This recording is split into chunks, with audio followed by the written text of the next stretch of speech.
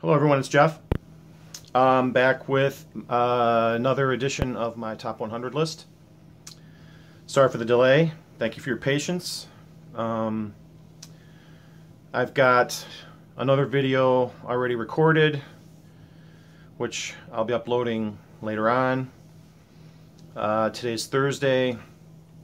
I'm off tomorrow, Friday, if I'm able to make another video tomorrow. I'll be able to keep a fairly steady stream of content flowing for the next little while. So, like I said, sorry for the delay, but now that I finally got my voice back and I can actually talk for long stretches, I still have lozenges in my mouth though, so that's just to keep my mouth from going too dry instead of seeing me drink constantly from a glass of water. But I still have a glass of water here. Okay, where did I leave off? 70 through 61 is what's going to get covered on this video. And let's get right to it. Number 70 is Hound Dog Taylor and the House Rockers. You guys know how much I love Hound Dog Taylor, and I'm sure you were wondering where in the list it was going to wind up. Well, here it is. Front to back, this is a great Chicago blues album. And Hound Dog is a slide player, not technically perfect. He's a little sloppy, he's a little fuzzy. I always call his playing like dirty or greasy. It's not, you know, it's not clean. It's not that clean tone. It's got that grit to it, which I like. So, yeah, this was his first album. Original Alligator Records pressing, and that's number 70. Number 69. I may end up breaking my rule for no more than 2 albums by the same artist, and when you see this number 69 album, you'll know why. It's Fleetwood Mac. It's their self-titled album. And I haven't decided yet completely, but there are a couple different versions of Fleetwood Mac throughout the years that put out good records, and this was the first one with Buckingham Nicks joining the band. This was after Bob Welch left. So, depending on my thought processes, because you never know how it's going to go, there might be more than just 2 Fleetwood Mac albums, but there's going to be 2 for sure, and this is the first one. I like Rumors, don't get me wrong. It's a solid album, it's great, and I know it's sold 1 billion copies. I find this one a little bit more interesting to listen to. It has my favorite Stevie Nicks song, Rhiannon, on this album. That's my all-time favorite song by hers, whether solo or in Fleetwood Mac. I love Over My Head. That's got such a nice, laid-back, rolling kind of a rhythm to it. Even the non-hits on here are pretty good too. So yeah, number 69 is Fleetwood Mac's self-titled album. There may be more of them in the future. Number 68 is Van Halen. I know I've shown this album before. I like all their albums, or for sure all their David Lee Roth era albums, but this one, this was when I pretty much first discovered Van Halen in 1984, which is the name of the album title as well. And this is where I got into Van Halen. And later on I went back and got their earlier albums, but this was my gateway to Van Halen, and this album is just killer. So many great tracks on here, front to back. Just about everything is classic. 1984. That's number 68. Number 67 is the self-titled album by Boz Scaggs. This was before he became Mr. Smooth with Silk Degrees and Songs like Lowdown, which I love, don't get me wrong.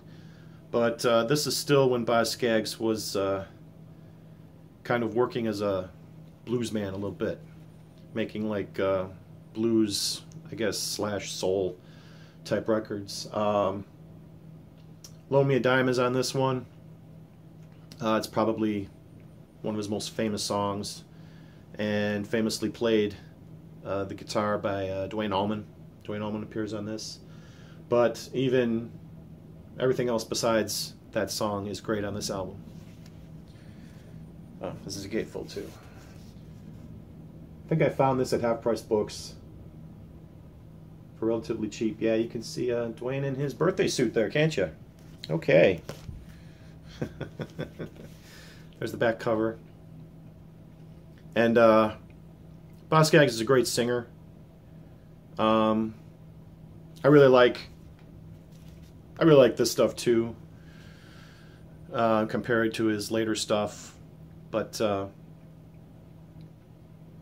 is number 67 on the list, and this is well worth having in any collection for late 60s blues soul. It's got that Memphis sound going back to Dusty Springfield.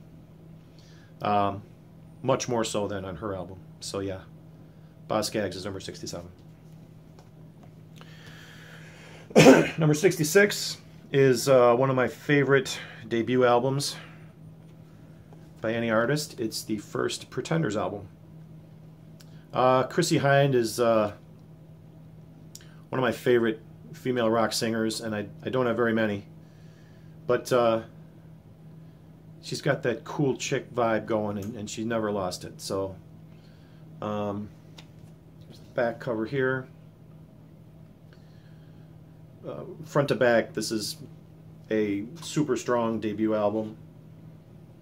I mean, I could basically just tell you the whole track list, and they're all good. So Pretenders' self-titled debut album is number 66 for me. Number 65, it's not in the best shape, but it is Band on the Run by Paul McCartney and Wings. This is a lot of people's favorite solo McCartney album. It's mine too. I mean, there's a couple others that are close contenders, but front to back, every track is killer. So, in my mind, he really hasn't topped this album. Here's the back. I'm sure most of you, or anyone who's a Beatles fan or a McCartney fan, know this album well. I found this at an estate sale with all of the extras. The poster is in here too. It's just, the cover is just kind of beat up, that's all. But musically, this was undoubtedly his high point. After making a couple of so-so albums before this one, when he went solo, he really knocked it out of the park with this one. And it landed on my list at number 65, Band on the Run. Number 64 is the album that got me into Robert Cray. Strong Persuader is the album. This came out, I believe, in 1986. If I recall correctly, I can't find the date. Yes, 1986. And Smokin' Gun was the big hit off this album. And it's the song that hooked me. So I ran right out and picked up this album. And I've never looked back. I've always been a fan of Robert Cray. I guess I Showed Her is on this one. Right Next Door Because of Me is on this one. Nothing But a Woman. I gotta say that's pretty much all the side one right there. So yeah, this is a great album. Be a great gateway if you're interested at all in Robert Cray. He's kind of the opposite of a type like Hound Dog Taylor. Robert Cray is very smooth. He's got great, smooth sounding vocals. He plays nice, neat licks on his guitar. Not putting him down, I'm just saying he's, you know, he's a lot smoother, a lot more refined, a lot more distinguished, maybe, than someone like Hound Dog Taylor, who just let it all rip, warts and all. But I've got many Robert Cray albums in my collection, but I went with this one because it was the first one that I discovered him with. So this comes in at number 64. Robert Cray, Strong Persuader. Number 63 is by probably one of my most listened to artists growing up. I know Peaches just did a response video talking about the 80s albums that he always listened to while growing up in the 80s, like I did too. So while that's not the video I'm making here, I can easily say with no reservation that John Cougar Mellencamp was one of my most listened to artists. I've got all of his 80s albums on vinyl, and I picked Scarecrow because it's probably his hardest hitting album of the 80s, and he really started going after the way things were turning out in America in the 80s, how especially for farmers. And Rain on the Scarecrow is a testament to that. But just about every song on this album was a hit. Small Town, Minutes to Memories, Lonely All Night, Rumble Seat, ROCK in the USA. This is one of those albums that's almost like a greatest hits package unto itself. And there's the back cover. I've always liked Mellencamp. I think he went a little more roots rock towards the end of the 80s. And these days I don't even really know what he's doing, to be honest with you. But in 1985, when I was in, freshman, sophomore year of high school, I was spinning this record constantly. So it makes it to number 63 on my top 100. Scarecrow by John Cougar Mellencamp. Number 62 is also by an artist who started talking a little bit more about social issues in his music, and that would be Stevie Wonder. This album is Inner Visions, and here's the back cover.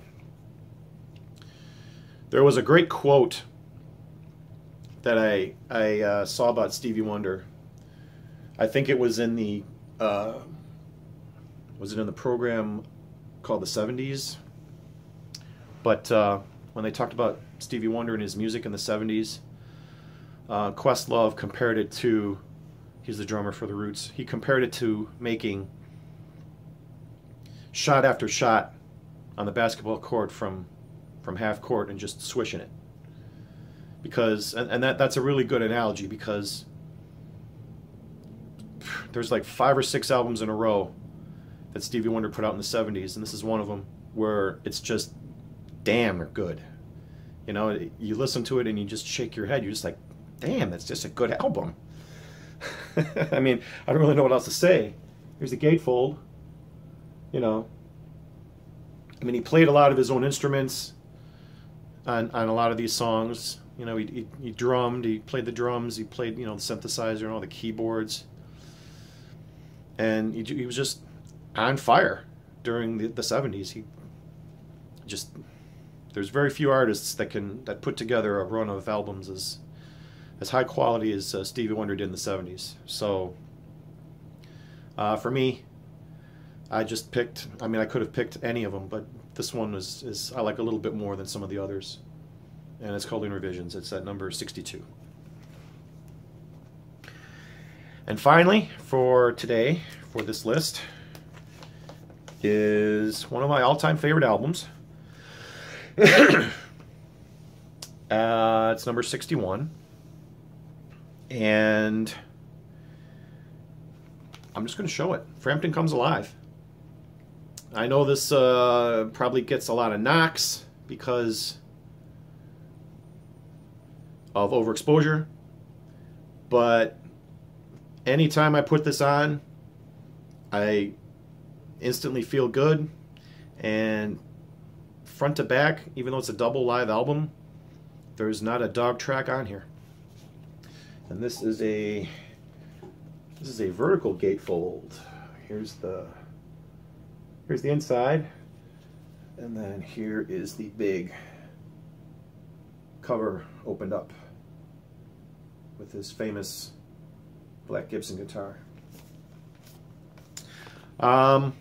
Yeah, I've had an idea in my head to make a video comparing like the careers of Peter Frampton and someone like Bob Seger. Someone, or you know, artists that these two guys were putting out albums in the early 70s, in Seger's case back to the late 60s into the early 70s, and put record after record out that nobody paid attention to, was on the road constantly touring their butts off. And in the case of these two guys, Frampton and Seger, they both got their giant big hit in the same year, 1976, with this album for Frampton and for Seger, with actually two albums, Night Moves and Live Bullet. And to me, it was kind of interesting because I like the early Frampton albums, of which this is pretty much a live greatest hits for. And after this album came out, Frampton's career went down, whereas Seger kept going up, up, up, up for like 10 more years, releasing even more popular albums as he went. But I could never really come up with enough to say about that idea, so I said it right now. Aside from showing the actual albums. But yeah, for me, this is just like standard issue for every collection. Everyone should have a copy of Frampton Comes Alive. It's a great album. And however people might bitch about certain songs or think that it was sweetened in the studio, which it probably was, but who cares? It sounds good. It is good. It's Frampton Comes Alive. It's number 61 on my list. So there. There you go. Those are the next 10. I'm planned out for the next 10 after this, and then I'm going to have to go back and start honing down my top 50. So until then, thanks for watching. Thank you for your patience. Thanks for commenting. I love getting comments on my videos, so comment away. And I'll be talking to you guys again very soon. So take care.